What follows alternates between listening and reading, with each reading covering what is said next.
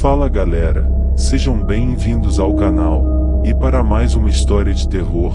Se gosta desse tipo de conteúdo, não deixe de se inscrever no canal e deixar aquele like e ativar o sininho para receber notificações de novas histórias. Então bora para mais uma. O garoto que amava uma sepultura. Bem longe, no coração de um país solitário, havia uma velha e desolada igreja. Em seu adro já não mais se enterravam os mortos, porque o Campo Santo já havia exaurido a sua missão há muitos anos. Agora, a relva crescida alimentava algumas cabras errantes que escalavam os muros em ruínas e percorriam o triste deserto de sepulturas. O cemitério era delimitado por salgueiros e ciprestes sombrios e o seu velho e enferrujado portão de ferro, que nunca ou raramente era aberto, gemia em suas dobradiças quando o vento o açoitava, como se alguma alma perdida, condenada a vagar nesse lugar desolado, estivesse balançando as suas barras e lamentasse a sua terrível prisão. Nesse cemitério havia um túmulo que se destacava dos demais. Na lápide não se lia nenhum nome, e em seu lugar havia um curioso ornamento, rudemente esculpido, de um sol saindo do mar. O túmulo, muito pequeno, estava coberto por uma espessa vegetação de giestas e urtigas, e, pelo seu tamanho, poder-se-ia afirmar que pertencia a uma criança pequena. Não muito longe daquele velho adro, vivia, em uma casa infeliz, com seus pais, um garoto. Era ele um menino sonhador, de olhos negros, que nunca brincava com as outras crianças do bairro. Gostava, sim, de percorrer os campos e deitar-se às margens dos rios, observando as folhas caindo, o ondular das águas, e os lírios que balançavam suas cabeças brancas no compasso da correnteza. Seria de admirar que a sua vida fosse solitária e triste, já que seus pais eram selvagens, pessoas cruéis que bebiam e brigavam todo dia e toda noite. O estrépito daquelas discussões era ouvido, nas noites calmas de verão, pelos vizinhos que viviam na aldeia ao pé da colina. O garoto apavorava-se com estas brigas hediondas, e sua alma jovem se encolhia quando ouvia as maldições e os golpes ecoando naquela mísera casa. Então, escapava para os campos, onde tudo parecia tão calmo e puro, e falava com os lírios em voz baixa, como se fossem seus amigos. Desta forma, ele deparou-se com o velho cemitério, e se pôs a vagar entre as lápides semi-enterradas, soletrando os nomes de pessoas nelas inscritos, e que haviam partido desta terra anos e anos atrás. A pequena sepultura, anônima e abandonada, atraiu a sua atenção mais que as outras. O ornamento composto do sol nascendo do mar era para ele uma fonte perpétua de mistério e admiração.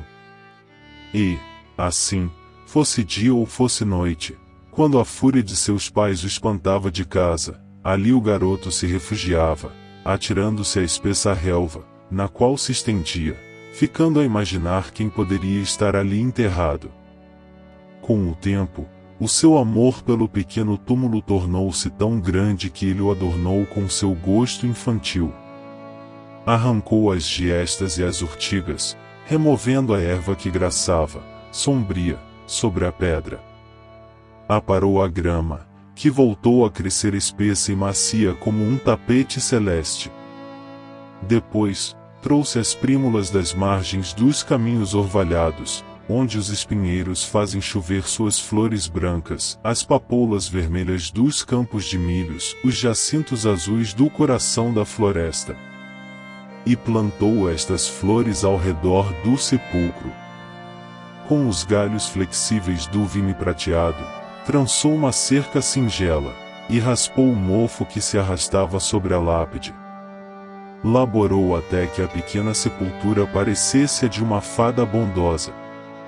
Ficou, então, satisfeito. Durante os longos dias de verão, atirava-se sobre o túmulo, abraçando a saliência do montículo, enquanto o vento suave e hesitante derramava-se sobre ele e assanhava-lhe timidamente os cabelos.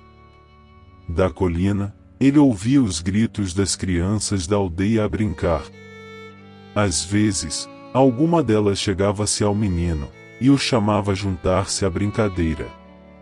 Mas ele contemplava o garoto que chegava com seus tranquilos olhos negros, e respondia gentilmente que não.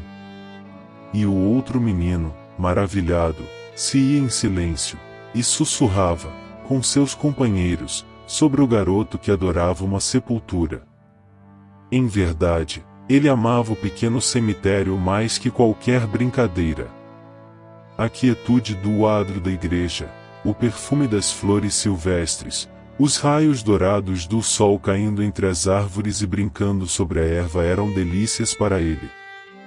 Passava a hora deitado, contemplando o céu de verão e observando as nuvens brancas que nele navegavam. Perguntava-se se as nuvens não seriam almas de pessoas boas migrando ao paraíso. Mas quando as nuvens negras de tempestade se aproximavam, e, cheias de lágrimas, rebentavam em estrondo e fogo, pensava em seus pais cruéis em casa, e, voltando-se para o túmulo, nele mergulhava a face, como este fosse seu irmão mais velho. Assim, o verão deu lugar ao outono. As árvores estavam tristes e estremeciam ao aproximar-se o tempo em que o vento feroz lhes arrebataria as cascas, e as chuvas das tempestades açoitariam os seus membros nus.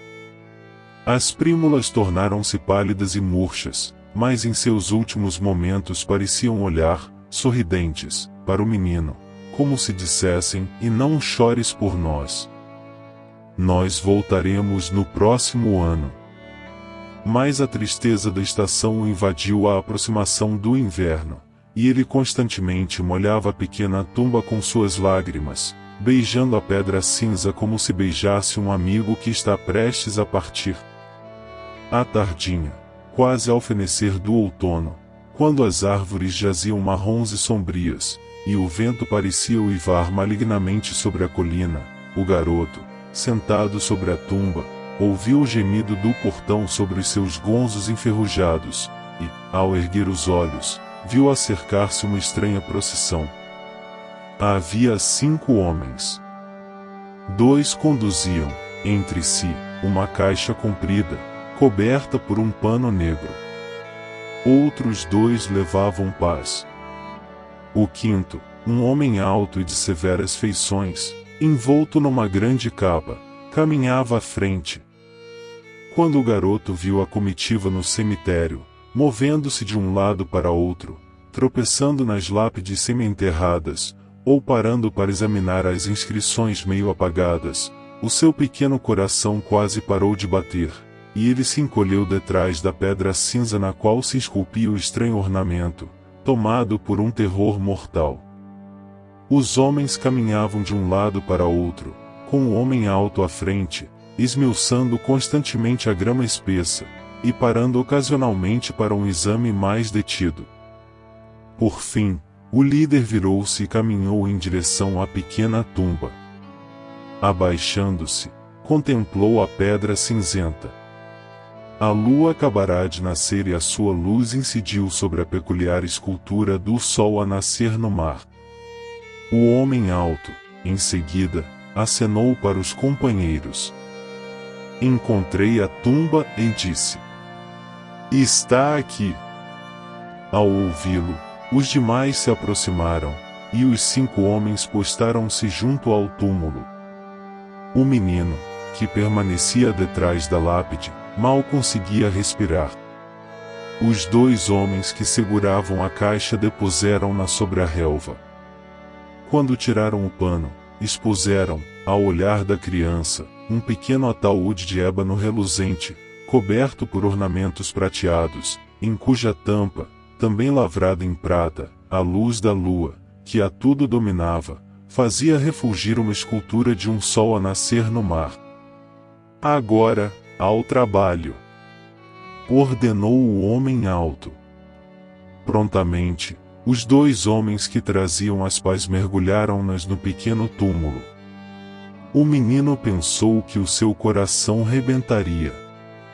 E, não podendo mais conter-se, arrojou-se sobre o montículo, clamando ao estranho líder. Ó, Senhor, gritou, soluçando, não toques em minha pequena sepultura. É a única coisa que tenho para amar neste mundo. Não a toques, porque todos os dias eu me deito sobre ela e a envolvo com os meus braços. Ela é como se fosse meu irmão. E eu cuido dela. E conservo a grama curta e espessa. Eu prometo que, se deixares para minha sepultura, plantarei sobre ela, no ano que vem, as mais belas flores dos prados. Cala-te, garoto. És um tolo. Respondeu o homem de feições severas. Este é um dever sagrado, que tenho de cumprir.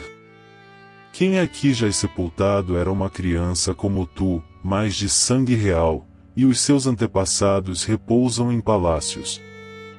Não é adequado que ossos como os deles descansem em solo comum. Do outro lado do mar, um grande mausoléu os aguarda, e vim buscá-los para depositá-los em uma urna de pórfiro e mármore. Levai esse menino daqui, homens, e prossegui com o vosso trabalho. Então os homens arrancaram, à força, a criança da sepultura, e arrastando-a, largaram-na deitada à margem do gramado. Ele chorava como se o coração estivesse prestes a romper-se. Os homens escavaram um sepulcro. Através das lágrimas, o garoto viu os pequenos ossos brancos serem recolhidos e depositados no caixão de ébano. Ouviu a tampa ser fechada, e viu as pás devolvendo a terra ao túmulo. Os homens pareciam-lhe ladrões. Em seguida, o ataúde foi erguido e os homens se foram por onde haviam chegado. O portão gemeu mais uma vez em suas dobradiças. A criança ficou sozinha. Ele voltou para casa em silêncio, sem verter uma lágrima, branco como um fantasma. Quando foi para a cama, chamou o pai. Disse-lhe que morreria. Pediu-lhe que o enterrassem numa pequena sepultura. Aqui tinha uma lápide gris cinzelada com um sol nascendo no mar. O pai sorriu, e disse-lhe que fosse dormir. Mas, quando chegou a manhã, a criança estava morta. Sepultaram-na no lugar de seu desejo.